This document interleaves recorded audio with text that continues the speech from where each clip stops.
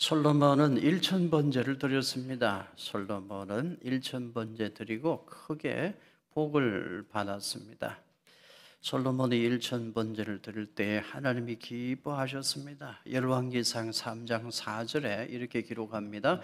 이에 왕이 제사하러 기브온으로 가니 거기는 산당이 큽니다. 솔로몬이 그 제단에 1000번제를 드렸더니 1000번제 드릴 때에 하나님이 기뻐하셨습니다. 그래서 하나님께서 솔로몬에게 말씀하십니다. 너에게 무엇을 줄꼬? 너는 내게 구하라. 내가 너에게 무엇을 줄까? 하셨습니다.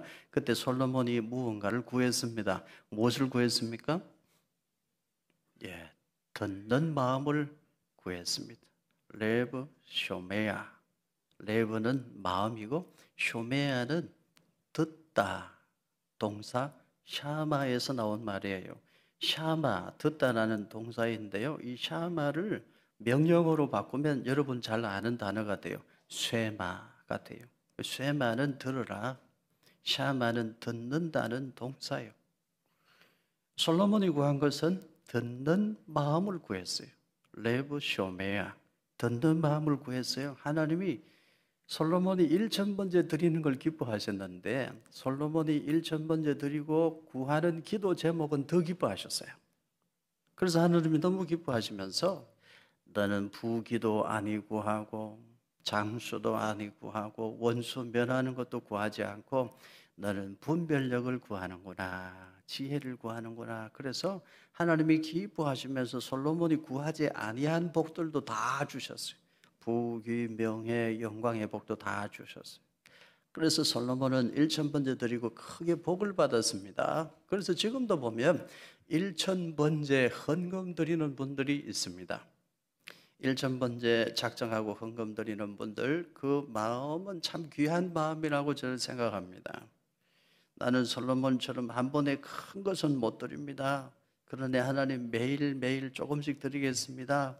매일매일 하나님 앞에 나아가기를 원합니다. 그런 마음으로 1000번제 헌금 드리는 분들 귀한 마음이라고 생각해요. 하나님께서 그분들의 마음을 살피시고 또 은혜로 채워주시고 복도 주실 줄로 저는 믿습니다. 그러나 우리는 알아야 돼요. 솔로몬의 1000번제는 1000번 천일 동안 드린 제사가 아닙니다. 솔로몬의 1000번제는 무슨 제사일까요? 역대하 1장 6절에 있는 말씀 우리 같이 읽습니다. 여호와 앞 곧 회막 앞에 있는 놋제단에 솔로몬이 이르러 그 위에 1000마리 희생으로 번제를 드렸더라. 1000번제는 무슨 제사입니까? 1000마리 희생 제물로 드리는 큰 제사를 말해요. 그러니까 여러분 마음에 간절한 소원이 있어서 세상 사람들이 어디 가서 1000배 절하는 것, 1000일 작정 기도하는 것, 그런 것하고는 다릅니다. 솔로몬의 1000번제는 1000마리 희생의 제물로 하나님께 제사 드리는 큰 제사를 말해요. 1000배 어디 가서 소원 이루어 달라고 절하는 것, 그런 것하고는 다르다는 것입니다. 그렇지만 여러분 중에 나는 솔로몬처럼 한 번에 큰 것은 못 드리고 조금씩 날마다 하나님 앞에 나아가겠습니다 한다면 그 마음은 하나님이 기뻐하신다. 그 마음은 하나님이 기뻐하실 것이다.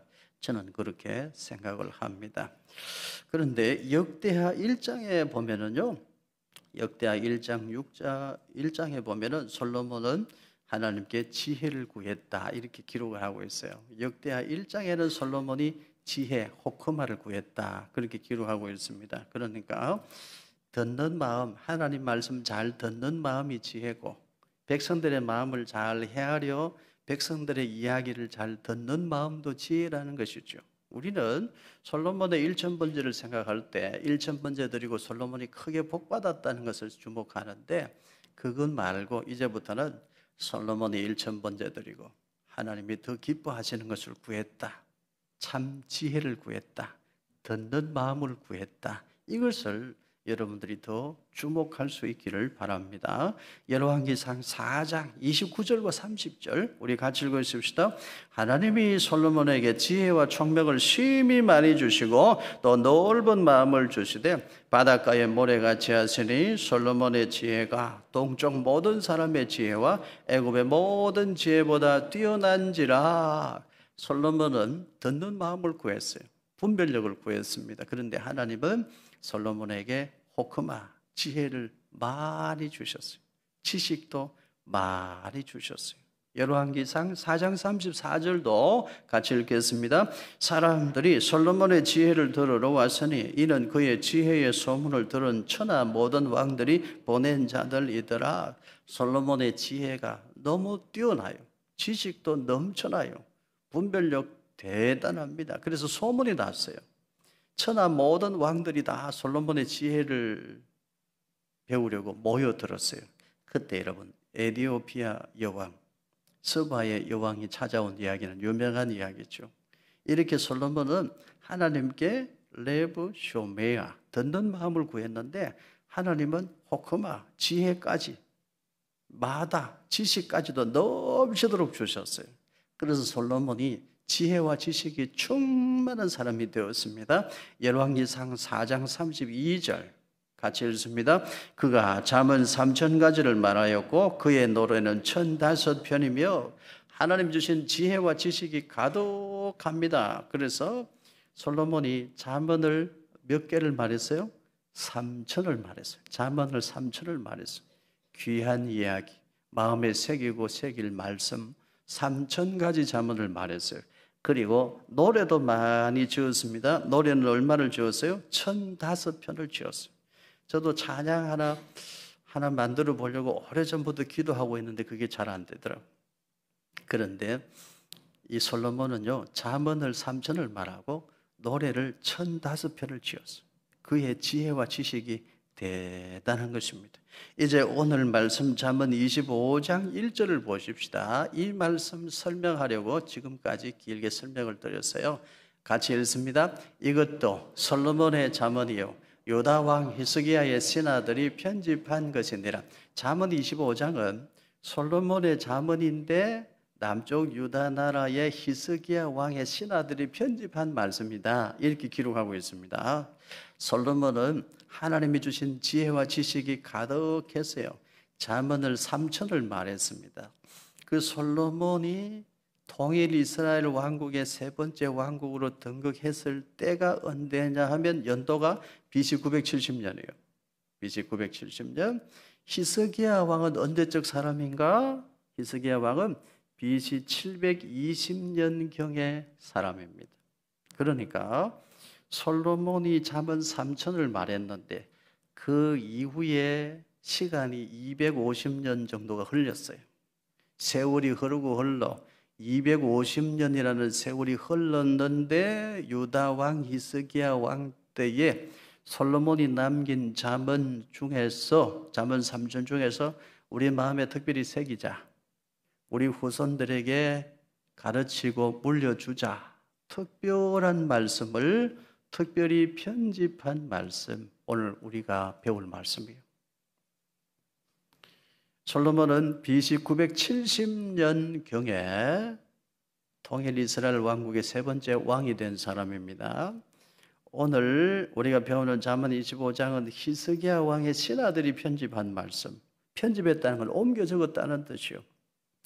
약 250년 뒤에 히스기야 왕의 신하들이 특별히 우리 마음에 새길 말씀들을 옮겨 적자, 그렇게 옮겨 적은 말씀이 오늘 우리가 배울 말씀인데요. 솔로몬 왕이 하나님께 감동하심을 입어 하나님께 받아 전한 말씀, 그 말씀 히스기야 왕의 신하들이 옮겨 적었어요. 그 말씀을 오늘은 우리가 우리 마음에 옮겨 적기를 원해요. 그 말씀 오늘 우리 마음에 옮겨 적기를 축복합니다. 오늘 말씀을 여러분 다 우리 마음에 옮겨 적으시기를 바랍니다.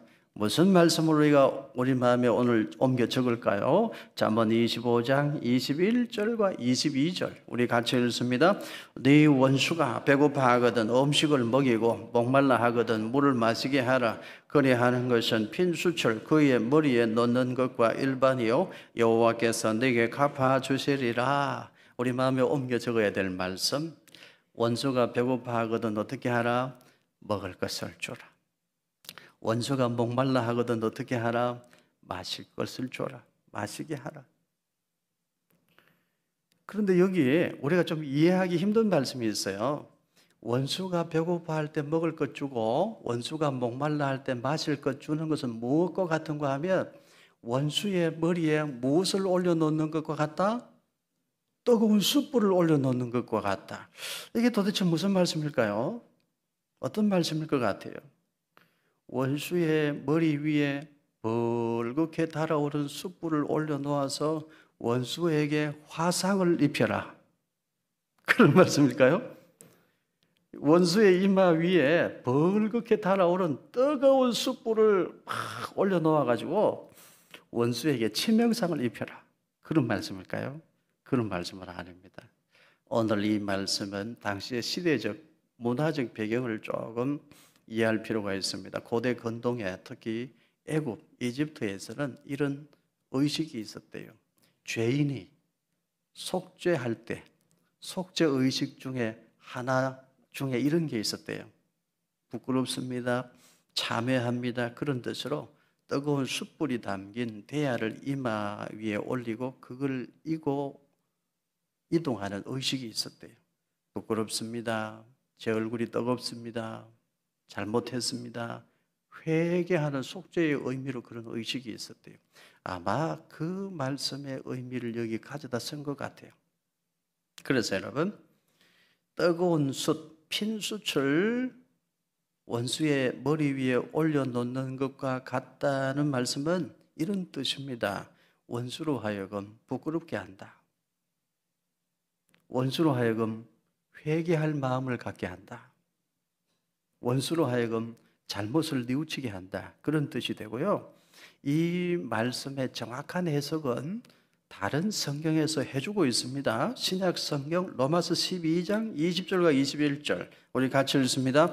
네 원수가 줄이거든 먹이고 목마르거든 마시게 하라. 그리함으로 네가 숯불을 그 머리에 쌓아 놓으리라. 악에게 지지 말고 선으로 악을 이기라. 성경을 성경으로 해석해야 돼요.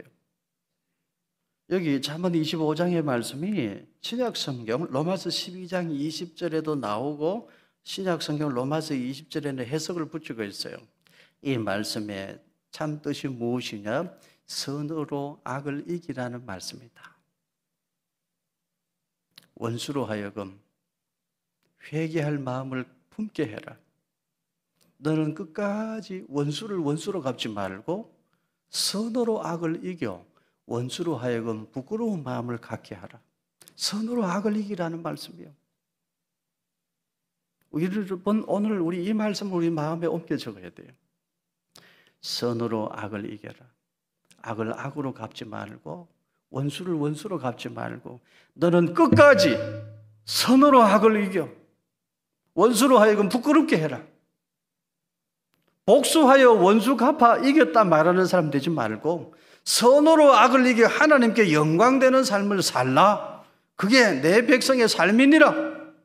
하나님께서 오래전에 솔로몬에게 감동하셔서 주신 그 말씀, 세월이 흘러 히스기야 왕의 신하들이 옮겨 적은 그 말씀, 오늘 우리는 여기에 옮겨 적어야죠.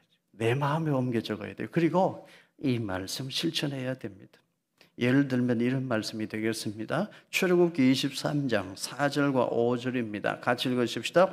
네가 만일 내 원수의 길 잃은 소나 나귀를 보거든 반드시 그 사람에게로 돌릴지며 네가 만일 너를 미워하는 자의 나귀가 짐을 싣고 엎드러짐을 보거든 그것을 버려두지 말고 그것을 도와 그 짐을 부릴지니라. 여러분 우리 말씀 앞에 솔직해집시다. 나를 너무너무 힘들게 하는 원수가 있어요. 원수 놈이 있어요. 그 원수의 소가 길을 잃었어. 그럼 여러분 어떻게 해요?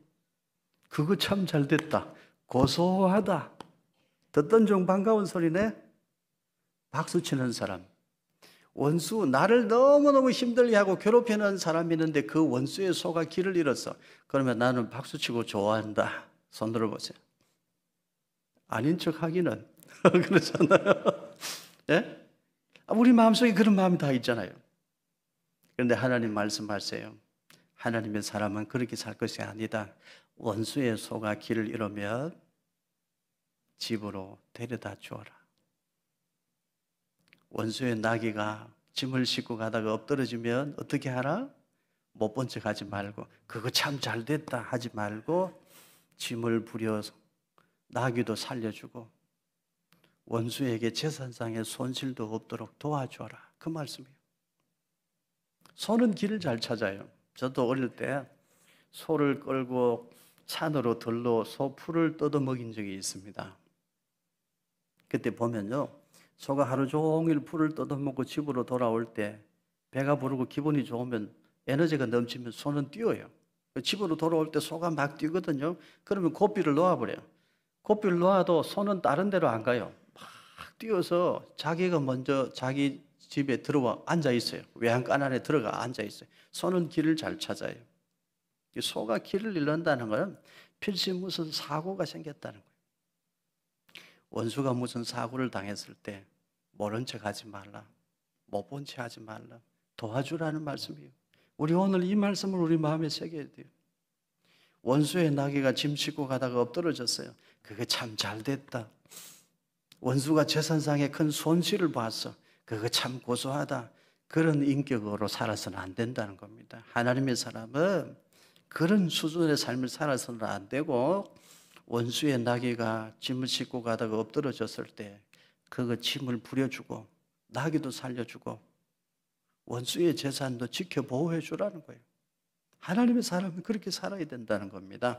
그렇게 끝까지 선으로 악을 이기는 사람이 되라, 이 말씀입니다. 여러분 생각해 보십시오. 죽으라 나를 싫어하는 사람이 있어요. 그 원수의 소가 길을 잃어버렸는데 내가 그 원수의 소를, 고삐를 손에 쥐고 원수의 집에 데려다 줍니다. 그러면 원수가 무슨 생각을 할까요? 무슨 말 할까요? 아마 이 정도 말을 하겠죠. 어이구 별일이 다 있네. 그 정도 말을 할지 몰라요. 그런데 여러분, 원수의 나귀가 짐 싣고 가다가 엎드러지고 큰 사고를 당했는데 내가 그 원수의 나귀의 짐을 풀어주고 나귀도 살려주고 원수의 재산도 다 가져다가 되찾아줘요. 그러면 그 정도 하면 아무리 화인 맞은 양심을 가진 사람이라도, 원수라도 어떻게 할까요? 조금은 얼굴이 부끄럽겠죠. 내가 저 사람을 왜 미워했을까? 내가 저 사람하고 왜 원수를 맺었을까? 조금은 반성하는 마음이 생기겠죠. 아주 오래전에 솔로몬은 하나님의 감동하심을 입었어요. 그래서 잠언을 남겼는데 그 중에 한 말씀입니다. 원수가 배고파하면 먹을 것을 주고 목말라 하면 마실 것도 줘라. 그 말씀이에요. 여러분, 오늘 이 말씀 우리 마음에 새겨야 돼요.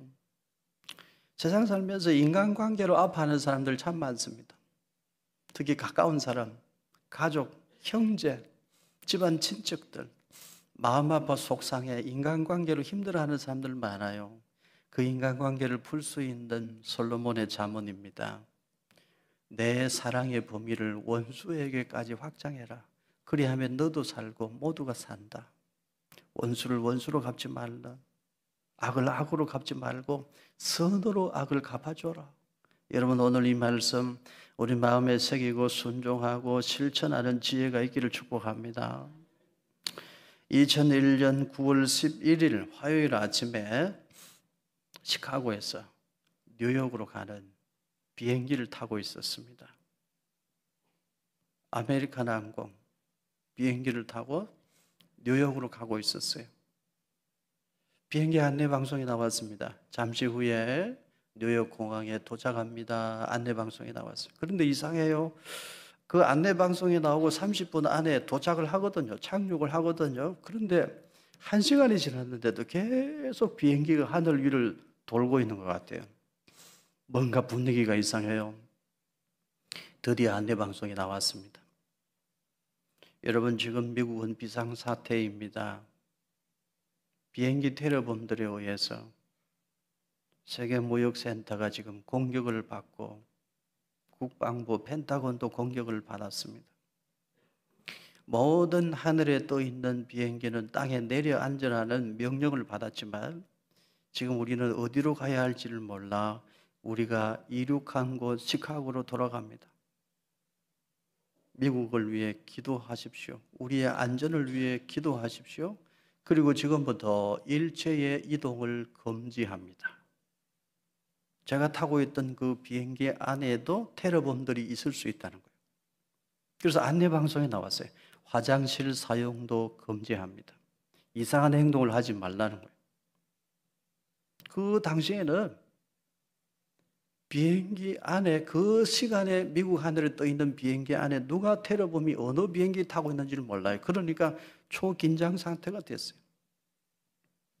그때 저는 기도했습니다. 하나님, 저는 아직 젊습니다. 우리 아이들도 어립니다. 살려주십시오. 하나님 살려주셨어요. 저는 다행히 그래도 제가 탄 비행기는 시카고로 되돌아가서 무사히 착륙을 했는데요. 공항에 도착하니까 분위기가 완전히 달라졌어요. 군인들이 공항을 점령을 했어요. 총을 들고 전부 검문 검색을 하는데 옷을 다 벗겨요. 작은 짐 하나까지도 철저히 수색을 하더라고요. 그때 온 미국이 얼어붙었어요. 분노에 휩싸였죠. 그런데 이틀이 지나니까 거리에 피켓을 들고 누군가가 메시지를 전하는 거예요. 그 메시지가 이런 거예요. 하나님, 미국을 축복하소서. 그리고 그 다음에 이런 문장이 있어요. 우리는 복수를 원하지 않습니다. 그때 제가 생각했어요. 미국이라는 나라는 아직도 청교도 신앙이 그래도 살아있구나. 그 당시에는 그런 생각을 할 수가 없어요. 우리는 복수를 원하지 않습니다. 오 하나님, 미국을 축복하소서. 그런 피켓을 들고 사람들이 서서 이렇게 자기들의 메시지를 전달하더라고요. 그게 저에게는 큰 감동이 됐어요. 원수를 원수로 갚고 복수를 또 복수로 이어가면 결국은 다 망하는 거예요. 결국은 패망하는 거예요. 그래서 하나님께서 오래전에 솔로몬을 통해서 말씀하셨어요. 원수를 원수로 갚아서는 안 된다. 악을 악으로 갚아서는 안 된다. 선으로 악을 이겨야 한다. 그것이 이기는 것이다. 솔로몬에게 그 말씀을 하나님이 주셨는데 세월이 흘러 히스기야 왕의 신하들도 그 말씀을 옮겨 적었어요. 오늘 그 말씀 하나님께서 저와 여러분의 마음에도 옮겨 적으라 하십니다. 사랑하는 성도 여러분, 세상을 살면서 인간관계의 아픔이 주는 아픔이 생각보다 큽니다. 어떻게 풀까요? 여러분은 악을 악으로 갚지 말고 끝까지 선으로 악을 이기는 하나님의 사람들 되기를 축복합니다. 20세기는 1914년 1차 세계대전으로 시작했습니다. 21세기는 무엇으로 시작했나요? 2001년 9.11 테러로 시작했습니다. 지금 우리는 그 세상에서 살고 있습니다. 전쟁, 테러, 폭력, 살인, 다툼, 이런 세상에서 우리가 살고 있어요. 우리나라는 어떻습니까? 얼마 전 유엔 주재 북한 대사는 유엔 연설을 하면서 공개적으로 이런 이야기를 했어요. 한반도는 언제라도 핵전쟁이 일어날 수 있는 일촉즉발의 위기 상황입니다. 대놓고 핵전쟁 이야기를 했어요. 우리는 지금 이런 나라에서 살고 있습니다. 이런 나라에서 살고 있는데 이 나라 정치인들의 모습은 또 어떻습니까? 자기가 다음에 공천을 받을 수 있나 없나 당리당략 자기 개인의 이해득실만 따져 치열하게 싸우죠. 지금은요, 우리 국민들이 받는 스트레스 중에 최고의 스트레스가 뭐냐? 정치인들 보는 것 자체가 스트레스예요. 얼마나 속상한 일인지 몰라요. 지금 우리는 이런 세상, 이런 나라에서 살고 있습니다. 우리 사회 곳곳이 갈등으로 인해 아파합니다. 학교 선생님들도 아프고요. 아이들도 아프고 힘들어요. 직장에서 경영자와 노동자도 서로 갈등합니다. 이념적으로 좌파와 우파 너무너무 힘들어요. 이거 접촉점을 찾기가 힘듭니다. 우리는 이렇게 갈등하는 세상 속에서 지금 살고 있습니다. 우리 가정은 어떻습니까? 가족들 사이에도 갈등이 있어요. 형제 자매 사이에도, 집안 친척 사이에도 갈등하고 아파하고 오해하고 상처 주고 마음 아파하면서 살아가고 있어요. 우리는 이런 세상을 살고 있어요. 긍정적으로 해석을 해보면 우리나라는 그래도 워낙 발전 속도가 높으니까 이렇게 갈등이 많다. 긍정적으로 아주 좋게 해석을 해보면 그렇게 해석을 해볼 수도 있겠습니다만, 여러분, 갈등이라는 것은 결국 다툼을 만들고, 다툼은 전쟁을 일으켜요. 모두의 행복을 파괴하는 행위가 되는 거예요. 지금 우리나라는 세계 어느 나라보다 갈등 지수가 높습니다. 우리 이런 나라에서 지금 살고 있어요. 그래서 오늘 이 말씀 하나님이 우리 마음에 옮겨 적으라 하십니다. 사랑하는 성도 여러분, 쉽지는 않습니다. 힘든 말씀입니다. 그러나 하나님의 말씀이니 우리는 순종해야 합니다. 순종하면 복이 될 줄로 믿습니다. 악을 악으로 갚지 마라. 원수를 원수로 갚지 마. 원수가 배고파하면 먹을 것을 주고, 원수가 목말라 하면 마실 것도 주고, 원수의 소가 길 잃어버리거든 찾아주고, 원수의 나귀가 엎드러지거든 이렇게 세워주고, 너는 그렇게 살아. 갈등과 냉전의 세상을 살면서 너는 악을 악으로 갚으면 안 된다.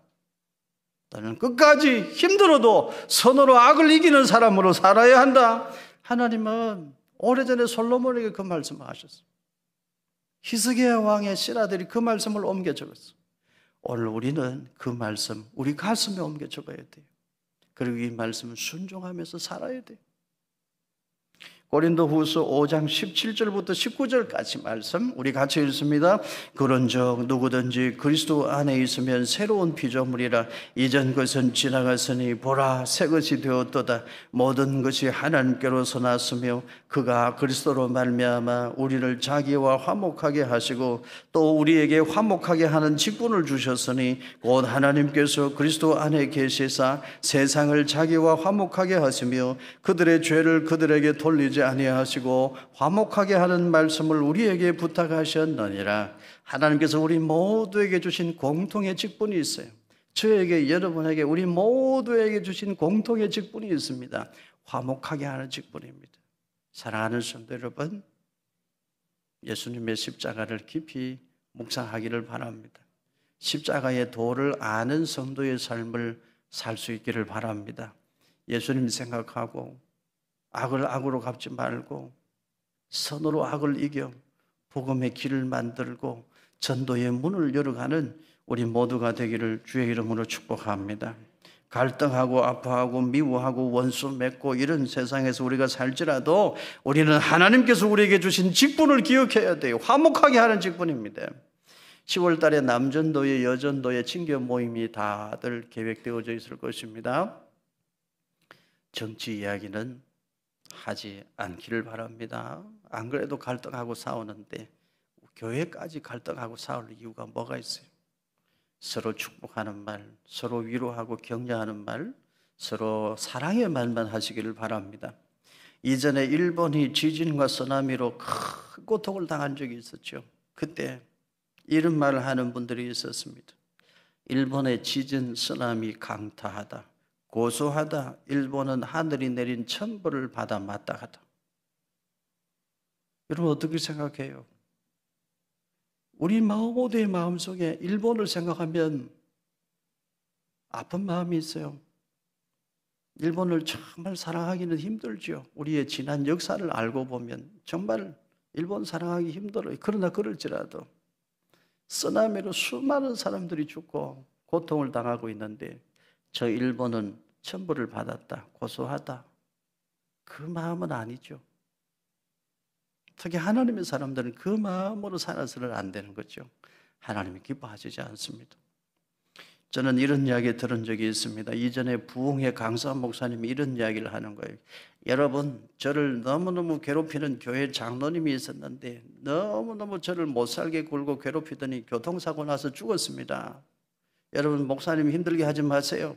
아멘 그러더라고요. 저는 그때 생각했어요. 이게 바른가? 이게 바른 메시지인가? 그게 올바른 메시지일까요? 저를 너무 힘들게 하는 사람이 있었는데 성령님이 저에게 신비한 능력을 주셔서 그분을 위해 날마다 기도하게 하셨습니다. 그랬더니 결국은 그분도 잘 되고 나도 잘 되고 지금은 누구보다 가까운 친구 사이가 되었습니다. 할렐루야.